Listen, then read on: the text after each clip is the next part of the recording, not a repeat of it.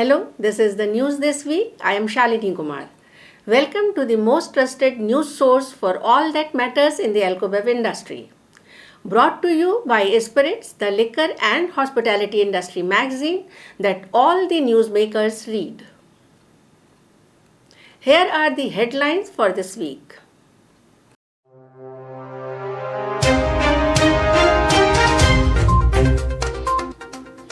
Major revelations in the Delhi liquor scam. The main link identified 15 persons including 4 public servants named in FIR. Bevco goes for expensive liquor to boost revenues. IMFL missing from shelves. Tourism to get industry status in UP. Centre to inject 50,000 crore rupees to revive hospitality industry. Australians' taste for hard liquors declining. RTD consumption on the rise. Japan urges its young people to drink more to boost economy. Diageo creates craft and innovation hub in Goa to offer employment to locals.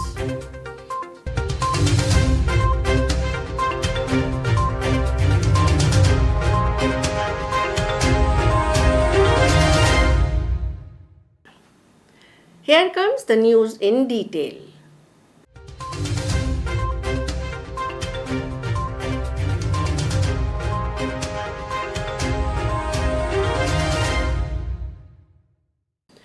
The Delhi excise policy scam is unfolding fast as the Central Bureau of Investigation gets deeper into the investigation. Just a day after the CBI registered a case against 15 individuals and also raided the home of Delhi Deputy Chief Minister Manish Sisodia, they have zeroed down on a businessman suspected to have been the link man between bureaucrats, politicians and members of the liquor cartel. Identified as Amit Arora, director of Gurugram-based Buddy Retail Private Limited, he is believed to be the brain behind the controversial liquor policy and the person who ensured kickbacks for all the beneficiaries. His company reportedly operates 2 liquor zones in Delhi as well as the lucrative airport zone. The CBI believes that Arora developed close links with then Chief Secretary Vijay Kumar Dev and his staff officer Ankur Garg, during whose tenure the liquor policy was drafted when they were posted in Chandigarh. Another name cropping up in the investigation is that of Ravi Dhawan, the then excise commissioner. Arora is said to have compromised his successor Arava Gopi Krishna, another accused in the case as well. Lookout circulars have been issued by the CBI against 8 private persons named in the FIR registered in the alleged Delhi excise policy scam. Though 4 public servants have also been named in the FIR, no LOC has been issued against them. These include Delhi's Deputy CM Manish Sisodia, former Excise Commissioner Arava Gopi Krishna, Anand Tiwari, the then Deputy Commissioner Excise, and Pankaj Bhatnagar, Assistant Commissioner Excise, are the 4 public servants named in the FIR in connection with alleged irregularities in the implementation of the Delhi government's excise policy 2021-22. Total 15 individuals and entities have been named in this FIR. Kerala State Beverages Corporation Limited and consumer-fed outlets have been directed to stock premium liquor in adequate quantities for the upcoming festive season in the state of Kerala. Beer stocks at those outlets are expected to be less because a decision has been taken to enhance revenue of alcohol sales during the upcoming Onam festival season, especially through liquor. In the coming days, expensive liquor is expected to be stocked up on a large scale in Kerala state-run retail liquor outlets. Incidentally, This step is coming at the cost of the cheaper liquors. Over the past 6 months, the state has been reporting a severe shortage of low-priced Indian-made foreign liquor. It's time for a break. Don't go anywhere. Long shot, but I got the reach. Pop, lock, now I'm off the leash. Mic drop, I ain't gotta preach. I just do what comes natural. Sterling Reserve, come alive. Welcome back, and here is the news for the hospitality industry. The tourism sector in Uttar Pradesh is all set to get an industry status. A committee has been formed to look into ways of how the sector may be benefited. These proposals will be made in the new tourism policy which is being drafted.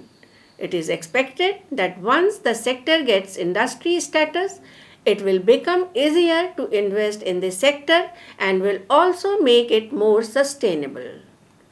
Rajasthan, Uttarakhand, Goa, Kerala have also taken the step.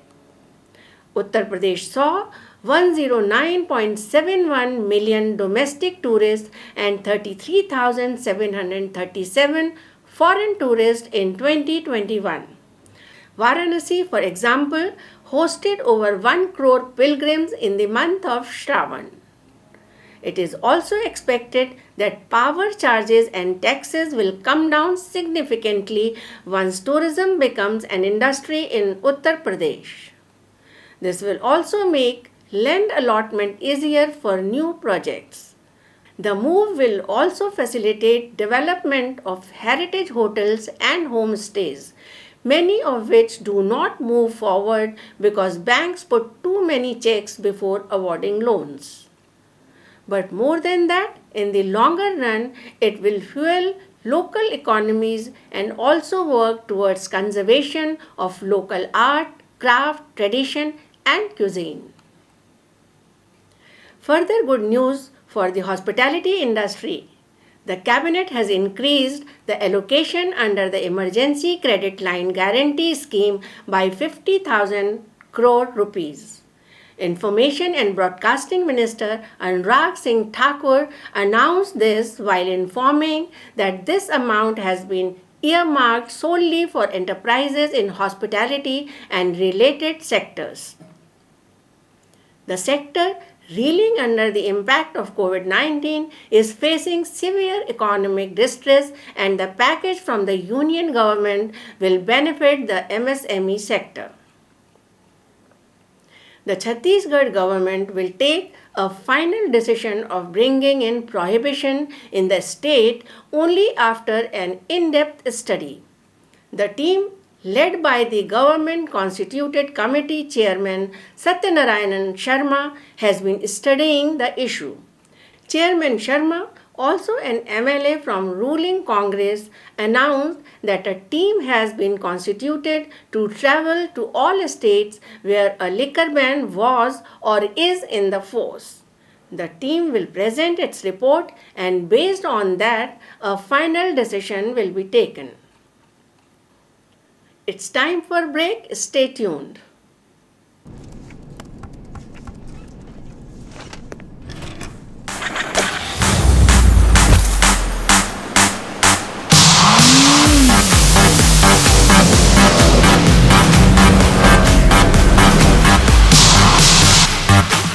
OC Blue, taste the thrill. Welcome back, and here are the industry updates.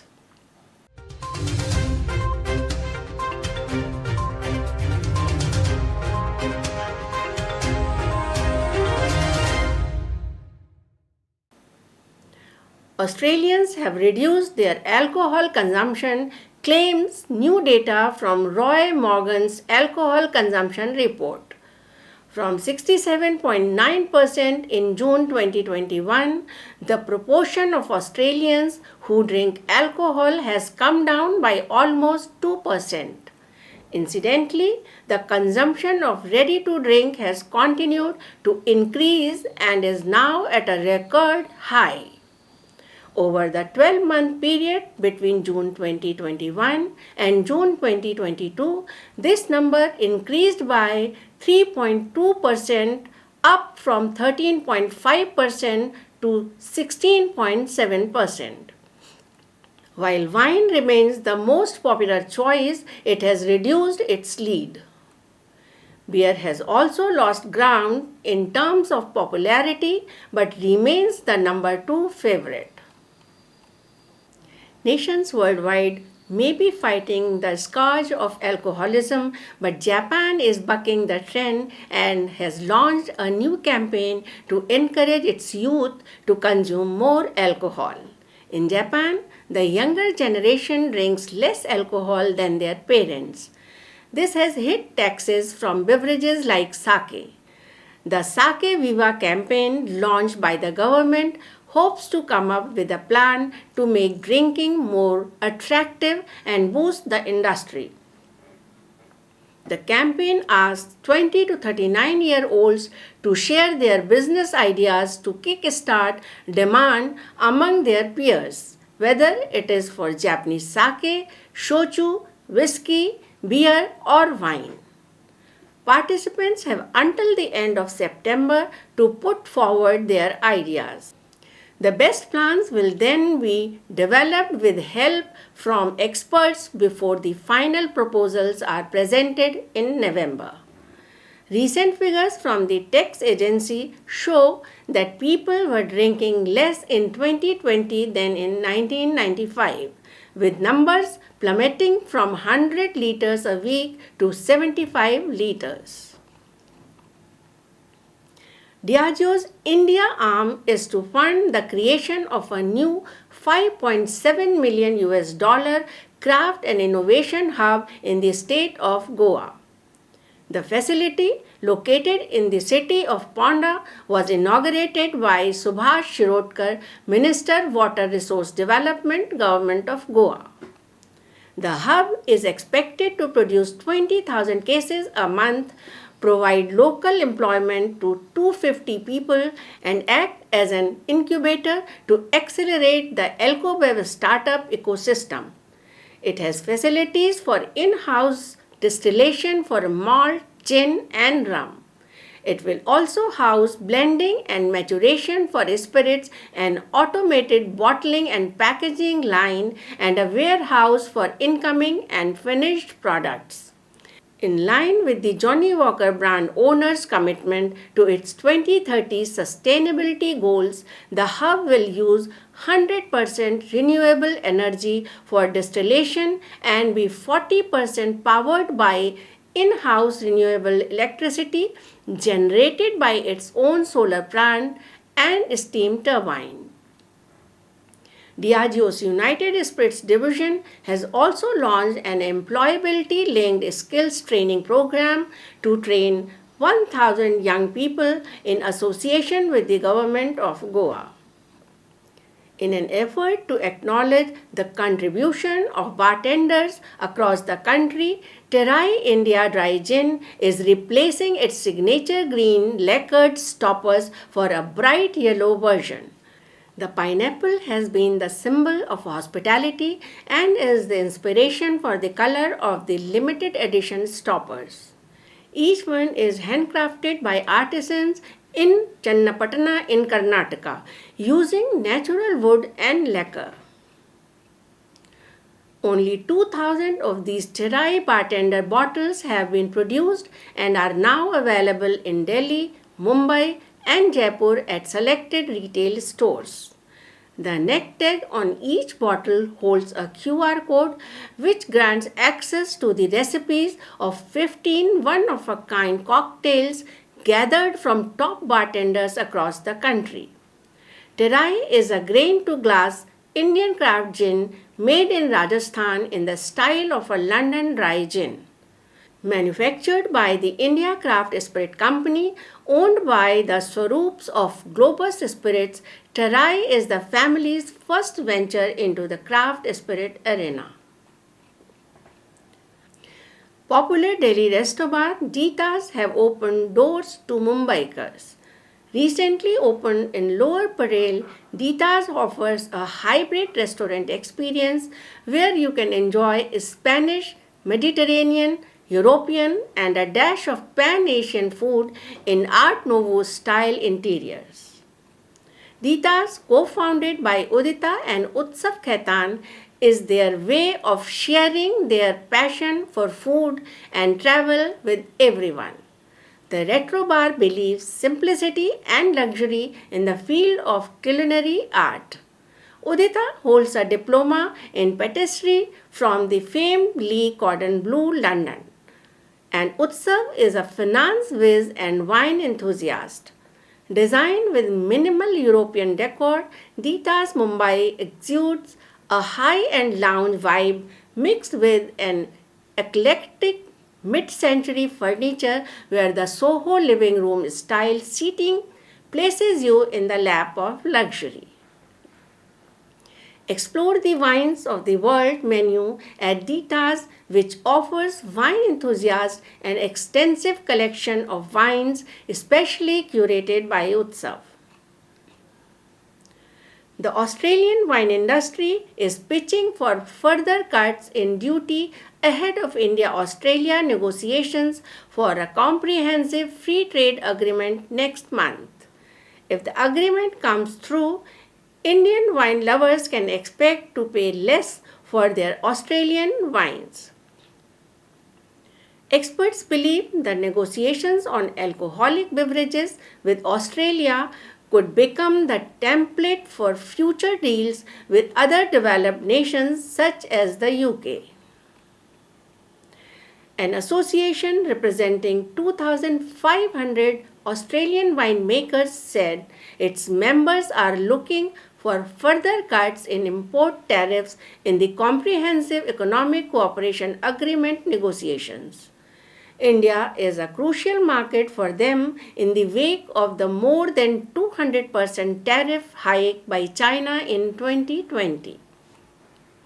Third Eye Distillery Holdings, the makers of Indian gin Stranger and Sons, has acquired a controlling stake in craft tonics and mixers brand Swami, owned by Foxtrot Beverages Private Limited. Third Eye co-founder Vidur Gupta said the acquisition has been done at a valuation of 100 crore rupees and the company has taken 51% stake in the firm. Founded by Rahul Mehra, Sakshi Sehgal and Vidur Gupta in Goa in 2018, Third Eye has expanded to major metros across Maharashtra, Delhi, Karnataka, Pondicherry and Rajasthan as more Indians, especially millennials, take to drinking gin. Internationally, Stranger and Sons has a global footprint in the UK, Singapore, Thailand, Taiwan, Mauritius, New Zealand, Italy, the US and UAE. The terms of the acquisition mean that Swami will continue to be run by the founders with the additional funds going towards helping them achieve their business objectives. Swami is available in retail outlets and is also exported to Hong Kong, Singapore, Maldives and Mauritius. Last year, LVMH owned Moe Hennessy tied up with Swami to create limited edition drink mixers. As a first, these curated non-alcoholic mixers were crafted to be paired with the Belvedere, Glenmorangie and Hennessy for Indian consumers. Swami sells about 12 products including a variety of tonic waters, a lemonade, a diet cola and a few others. Swami achieved a revenue of $2 million in financial year 22 and is looking to reach a target of $5 million this year. Scottish craft beer powerhouse Brewdog opened its doors in the heart of the millennial city Gurugram at One Horizon Center on 17th August 2022. With over 110 bars across the globe, this will be India's third Brewdog craft beer bar and Delhi NCR's first, where beer fans can look forward to over 24 epic craft beers from Brewdog.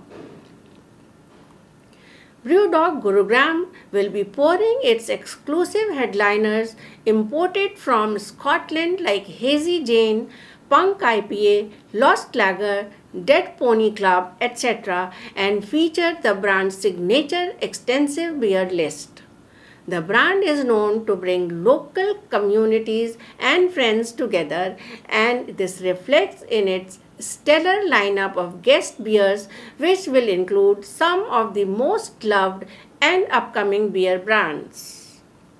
Coming from two guys, one dog and a dream who started it all, Brewdog Gurugram will serve the brand's legendary menu perfect for kids and families.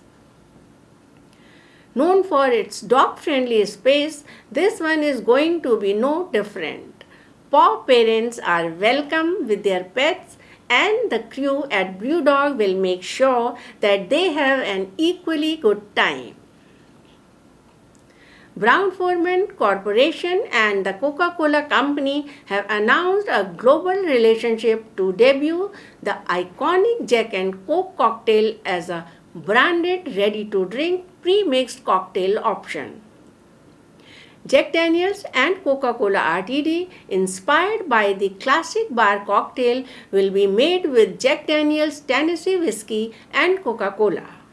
The beverage will be available in markets around the world, with initial launch planned for Mexico in late 2022. The can and packaging will include clear responsibility symbols stating that it is to be enjoyed only by consumers of legal drinking age. Jack Daniels and Coca-Cola RTDs will adhere to responsible marketing practices held by Brown-Forman and the Coca-Cola Company. A zero sugar version of the beverage will also be available. With that, we come to the end of this bulletin. Please do like and subscribe the Spiritz TV channel and press the bell icon to get the notifications of the programs. See you again next week with more news and happenings from India and around the world. Thank you for tuning in.